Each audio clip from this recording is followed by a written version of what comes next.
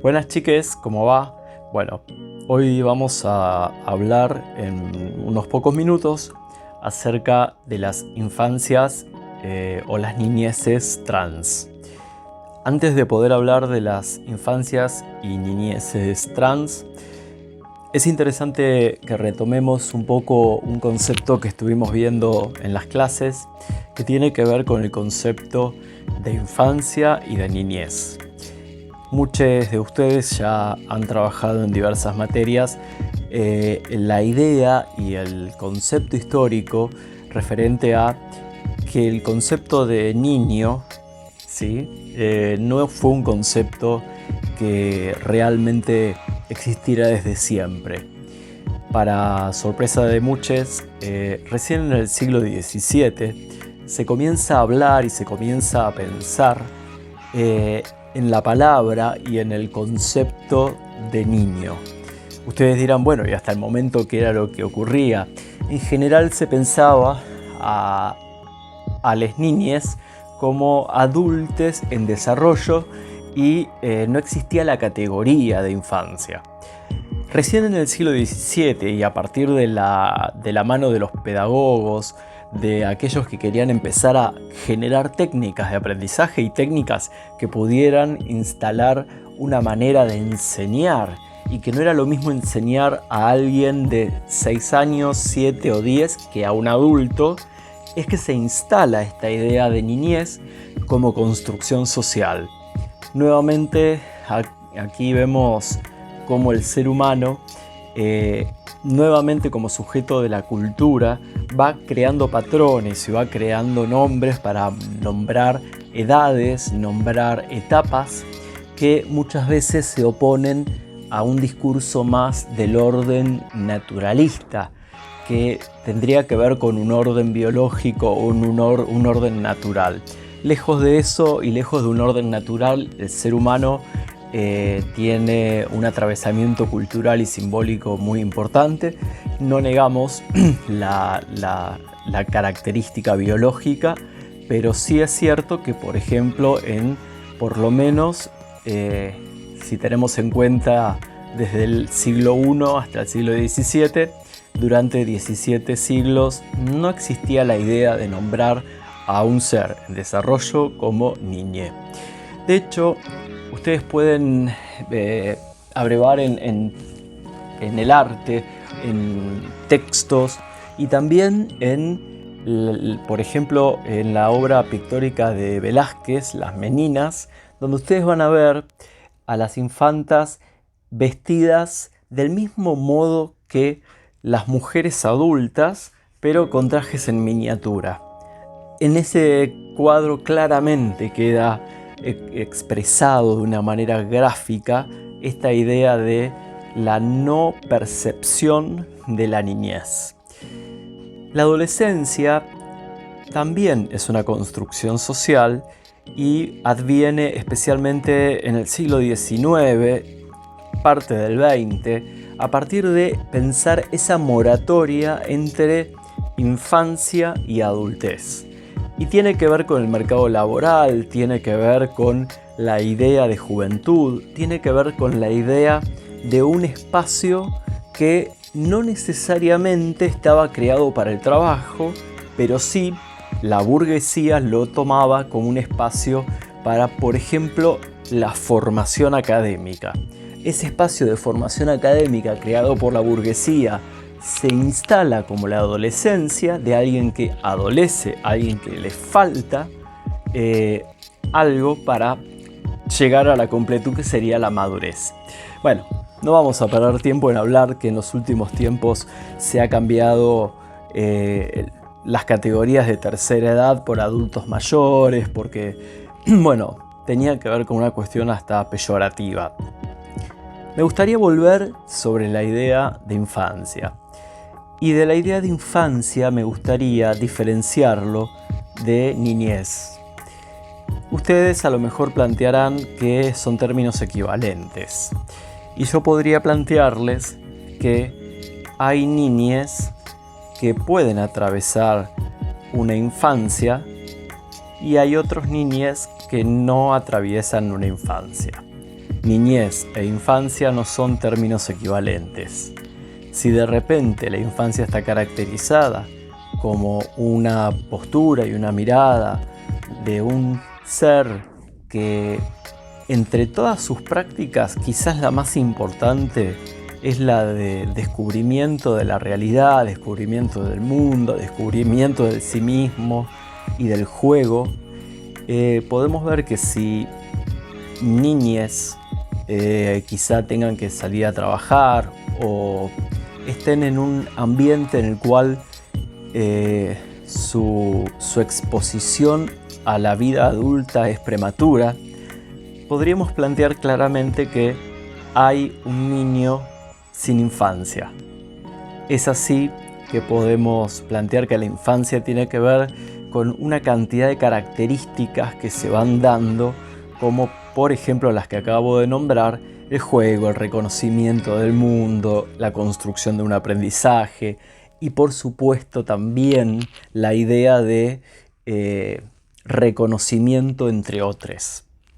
Con la adolescencia pasa lo mismo. Alguien habrá escuchado decir adolescencias tardías, ¿no? Personas que a lo mejor cumplen más de 25 años y sin embargo se los considera adolescentes tardíos, porque en general la adolescencia tiene mucho que ver con el ingreso al mundo laboral, la independencia de la familia primaria, y esto no siempre en todos los ámbitos es igual. Del mismo modo que se construyó el concepto de adolescencia, del mismo modo que se construyó el concepto de infancia, del mismo modo tenemos que pensar que en una mirada androcéntrica, heteropatriarcal, en general cuando se pensó a la infancia, se pensó a la niñez, obviamente que se la pensó como se pensaba en general las relaciones en Europa y en la mayor cantidad de civilizaciones del mundo, que tenía que ver con la mirada heteronormativa, que en otras clases hemos visto que hay muchísimas variables que confluyen para que la heteronormatividad se conforme como la salida más tradicional, estadísticamente más usual. Habíamos comentado el tema de la población de territorios, el tema de la reproducción para mano de obra, el tema de la población también para los ejércitos. Pero una de las cosas que estamos viendo en la actualidad y que creo que son interesantes de poder pensar son las infancias trans. Y las infancias trans no es que las estamos viendo en este momento puntualmente porque están surgiendo en este momento, sino que han existido siempre. Pero la cultura, la violencia, las familias o las instituciones como la escuela se han encargado de acallar, de someter, de sobreadaptar, y en algunos casos lo ha logrado a partir de la represión y de una subjetividad que termina en general actuando como una cultura quiere que actúe, pero no en función de sus propias convicciones o deseos. Y en otros casos fueron personas que han podido vivir de la manera que han podido hasta que se fueron de sus hogares. Cuando pensamos por qué la expectativa de vida tan corta en personas trans, vemos no solamente las intervenciones quirúrgicas o tratamientos médicos no legales o no cuidados, sino que en realidad lo que más asistimos es a la exclusión, a la discriminación y a la exposición a los riesgos de un grupo de personas que han sido expulsadas en primer lugar por su familia, en segundo lugar por las escuelas a través del bullying o a través de prácticas muy directas de represión, y luego de una sociedad que en general tiene una mirada bastante sancionadora en este sentido. Las infancias trans que hoy podemos, por suerte, ver que tienen una familia que acompaña, son infancias donde, en general, las familias, la escuela como institución, comprende que no se tratan de desviaciones ni de patologías.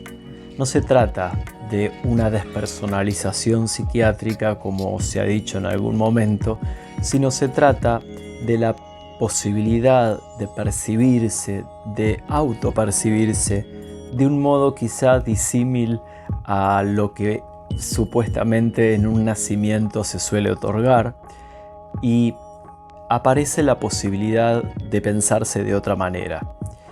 La posibilidad de que esto exista tiene mucho que ver con que una escuela acompañe, con que una familia acompañe, y que esas personas puedan empezar a vivir, a jugar, a vestirse y a ser tratadas y llamadas como quieren ser llamadas y tratadas, y no como otros lo quieren.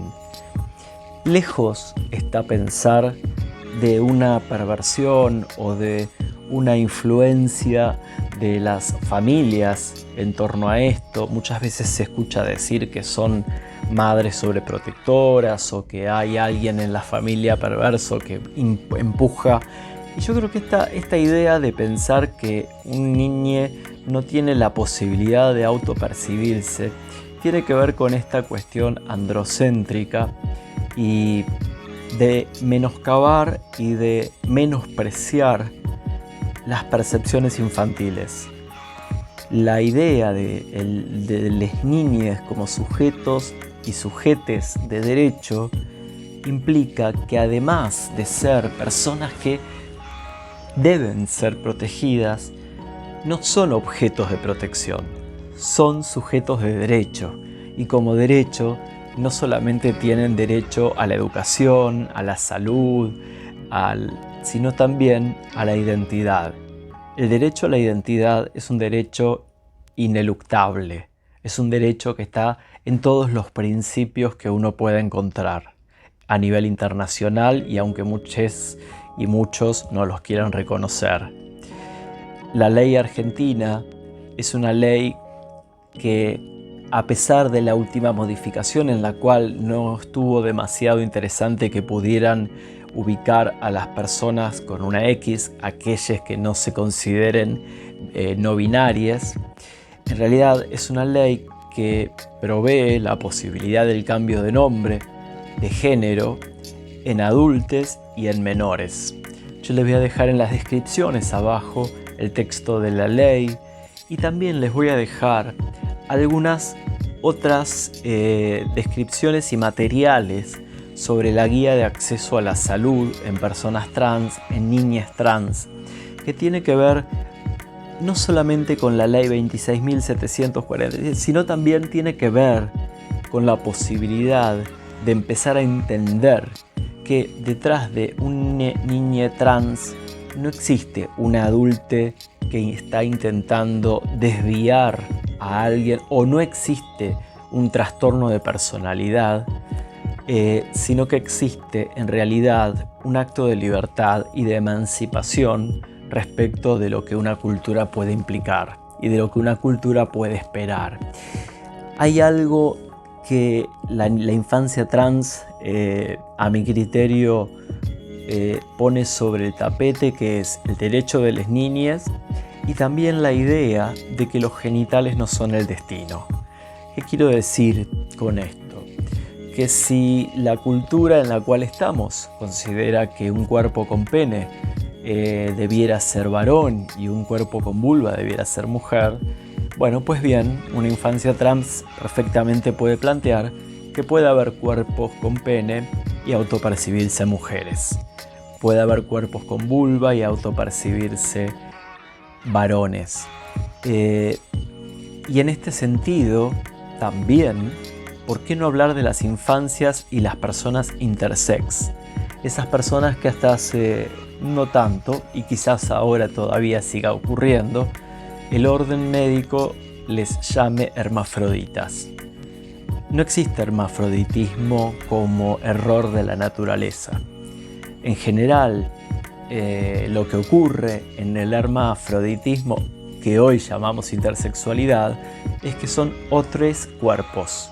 Son cuerpos con otra conformación distinta a la estadística, a la mayoritaria, que tiene que ver con cuerpos con pene o cuerpos con vulva. En este sentido, la idea de pensar un cuerpo intersexual es la idea de pensar un cuerpo que puede tener características tanto de varón como de mujer, y en ese sentido, hasta ahora las intervenciones quirúrgicas que se han realizado sobre estos cuerpos han sido realmente violentas. Han realizado intervenciones quirúrgicas ubicando la primacía de cuál era el genital que más estaba exacerbado. Por lo tanto, cuando a mí me ha tocado hablar con muchísimos pediatras o médicos que hicieron en algún momento este tipo de intervenciones, la pregunta era ¿por qué? Y di con la respuesta de que existen solamente 2 cuadros que deben ser intervenidos por una cuestión de salud.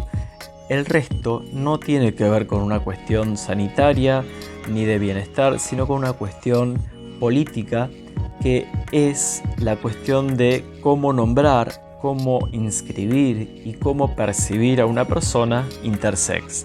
Es decir, que esas intervenciones son cosméticas. En el mundo hay gran cantidad de agrupaciones intersex que en general lo que piden es que no se operen a las niñas que tienen estas características hasta tanto no tengan 18 años. Porque lo que algunos viven como una intervención quirúrgica, otros lo viven como una amputación de su cuerpo.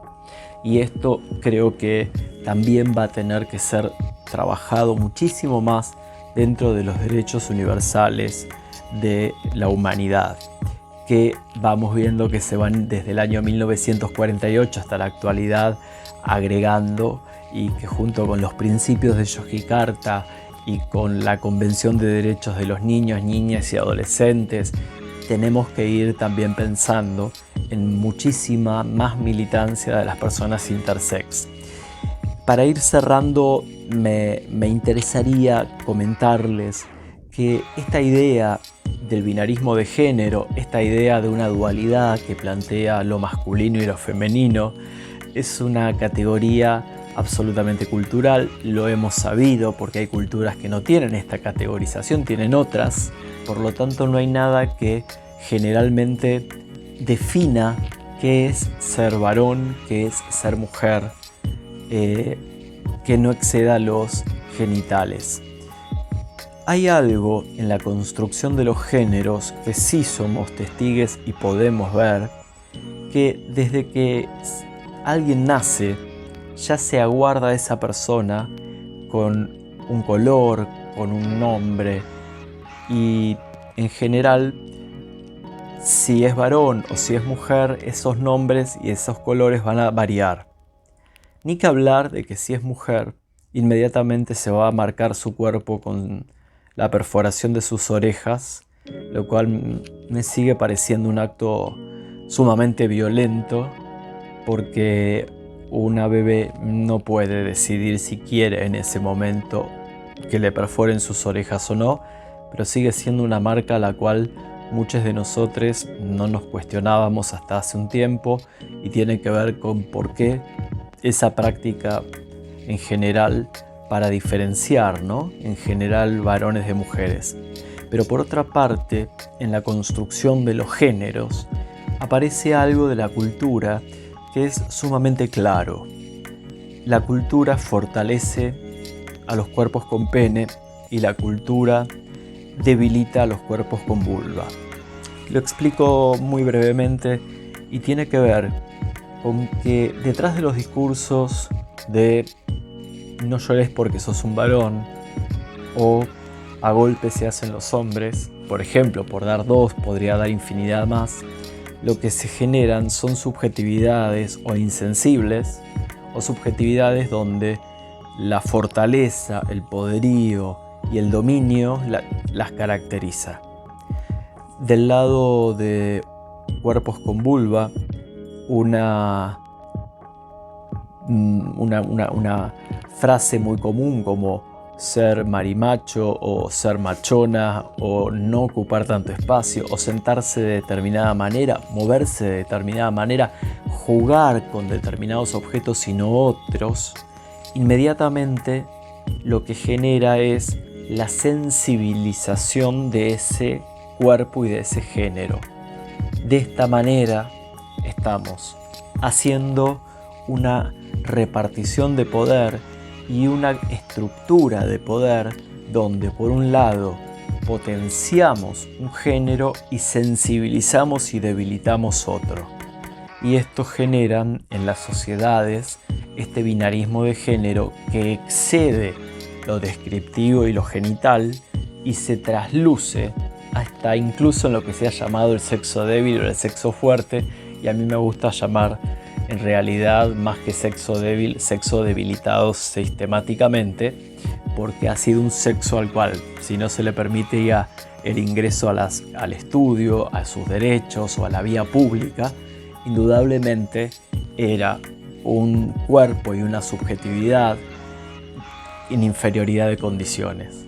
Los movimientos feministas, desde las sufragistas hasta el transfeminismo y ecofeminismo o afrofeminismos y actuales, creo que lo que evidencian constantemente es el empoderamiento de las personas con vulva, de las personas trans, y también para nosotros, les varones, nos genera una idea de revisión constante sobre nuestras particularidades, nuestro género, nuestras conductas, nuestros roles de género y sobre nuestras acciones tan marcadamente violentas muchas veces al punto de no poder registrarlas.